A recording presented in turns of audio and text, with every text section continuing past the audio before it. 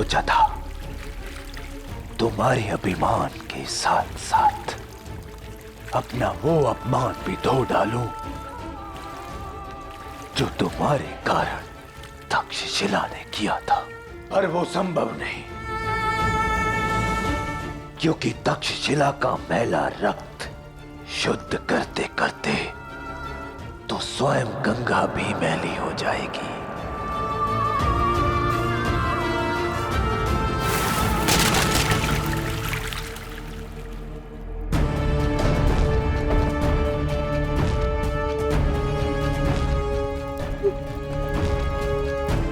एक वैश्या ना रानी होती है ना प्रजा।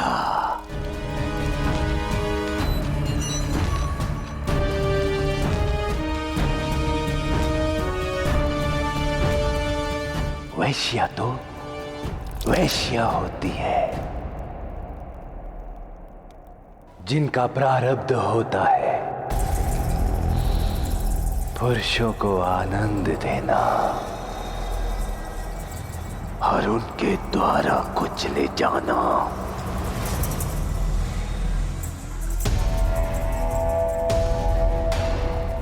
इस मदिरा की तरह केवल नशा और संतोष देना, जिसने चाहा पिया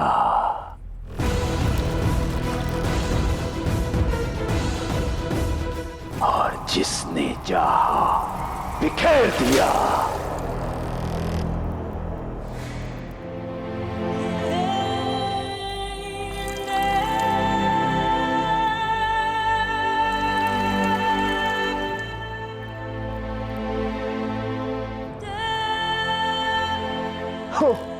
तो महारानी को दुर्गंध आ रही है,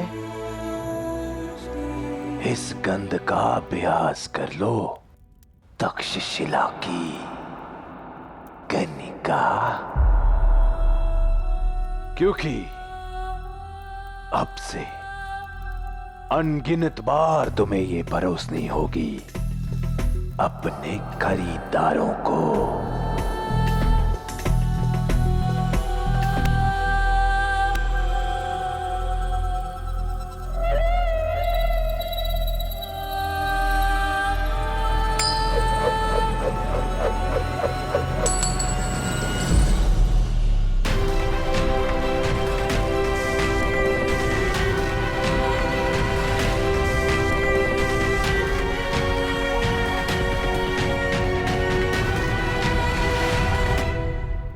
अब ध्यान से सुनो कि आज के बाद ये महारानी नहीं, एक वैश्या है।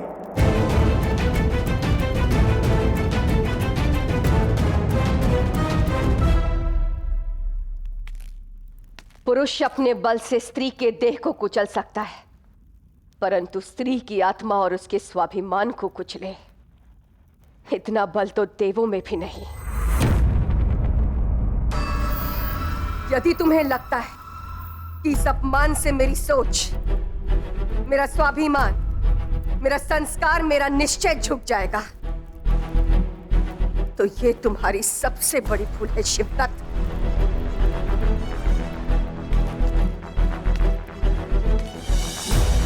वो दिन दूर नहीं जब मुझे मेरा पद और मेरा स्थान प्राप्त होगा। लौट कर आऊंगी मैं, और लौट कर आएगी तुम पर तुम्हारी करनी भी। और उस दिन अपने हाथों से मैं तुम्हारा वध करके अपनी शपथ पूरी करूंगी। तुमने मुझे इस दुर्गम स्थिति में डाला है ना, तो ये मत भूलना कि ये दुर्गम स्थिति ही एक स्त्री को दुर्गा बनाती है, और दुर्गा के प्रहार से तो स्वयं महिषासुर नहीं बच पाए। तो तुम क्या हो शिवदत्त? अपने जीवन के अंतिम दिन गिनना प्रारंभ करो शिवदत्त, क्योंकि मेरा बेटा पुरु शीघ्र लौटेगा।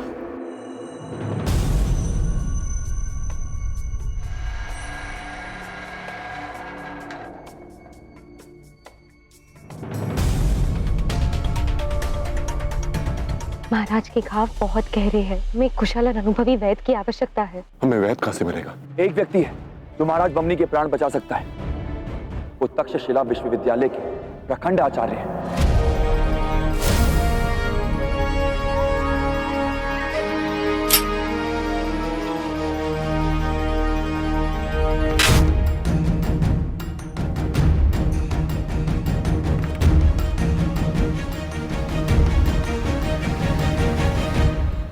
कहाँ मिलेगा वो व्यक्ति? उनसे भेंट करने के लिए हमें तक्षशिला जाना पड़ेगा।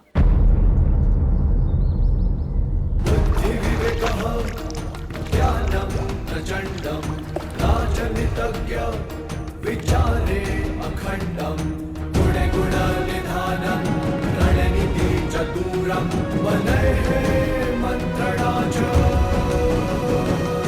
प्रबल पथ प्रकाशम उत्थान उद्भव उद्गार अनुभव सदा सर्व। आचार्य विष्णुगुप्त चाणक्य को अंबी कुमार का नमन। चाणक्य चाणक्य चाणक्य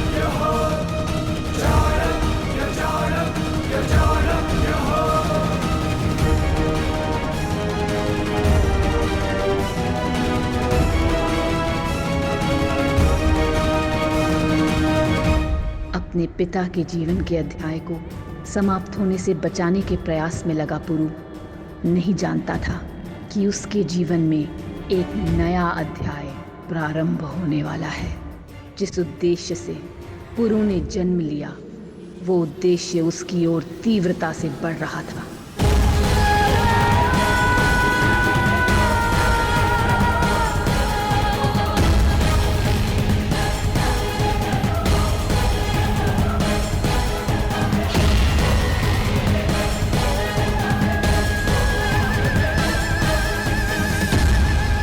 भारत की सरजमी और हमारे कदमों में कितना फासला है फेस्टियन?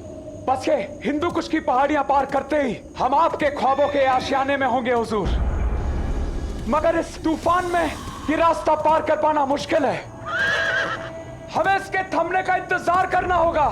वो सिकंदर ही क्या जिसके कदम एक तूफान रोक दे? वो ज़ियूस का बेटा ही क्या जिसकी राह में कोई चट्टान खड़ी होने की हिमाकत कर सके? तुम फौज के साथ रुको हेफेस्टियन। मैं उस जमीन के सीने पर कदम रखकर आता हूं जिसकी वजह से मेरी मां की जिंदगी खौफजदा है।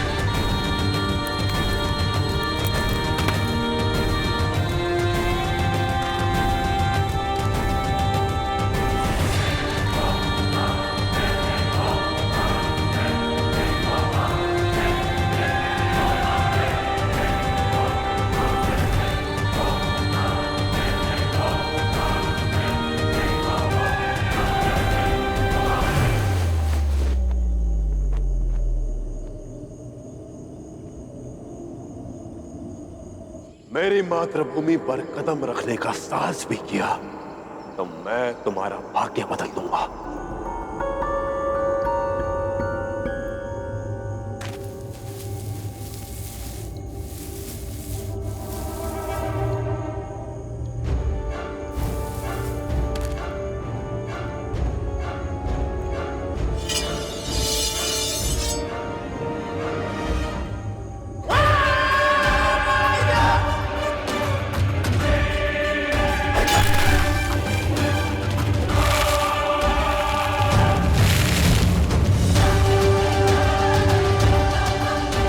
तुम्हारी सरजमी पर मैंने अपने कदम रख भी दिए पोरस,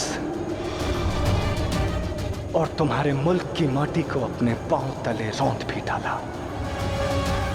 अब देखते हैं कि कैसे तुम्हारा मुल्क और उसकी माटी मुझे भारत का शाह बनने से रोक सकती है।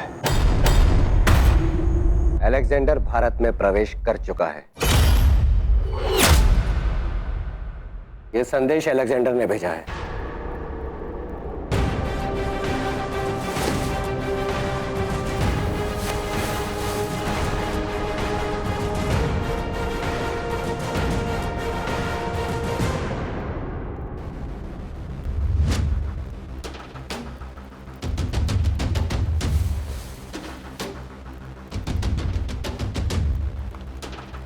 तो इस पत्र में संधि का प्रस्ताव नहीं, तक्षशिला पर आक्रमण का भाव है।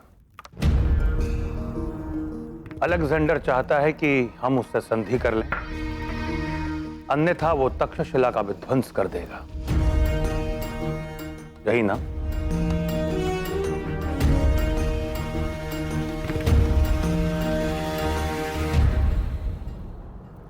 बिना पत्र पढ़े आपने कैसे जाना आचार्य? जब शत्रु का संदेश पढ़कर राजा के मुख का दर्पण मुरझा जाए तो अर्थ है शत्रु समर्पण चाहता है।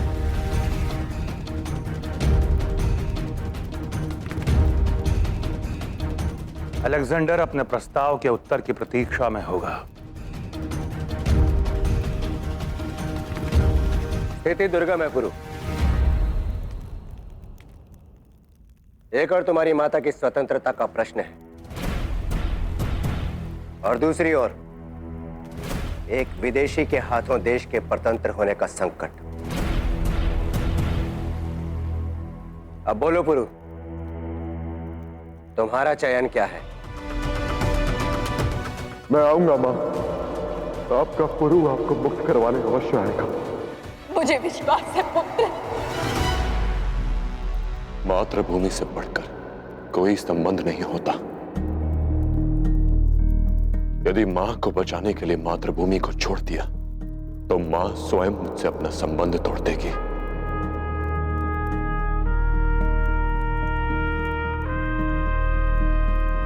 अपनी जननी को छोड़कर आज पुरु अपनी जन्मभूमि की रक्षा करेगा, उसी जननी के विश्वास की रक्षा करने के लिए।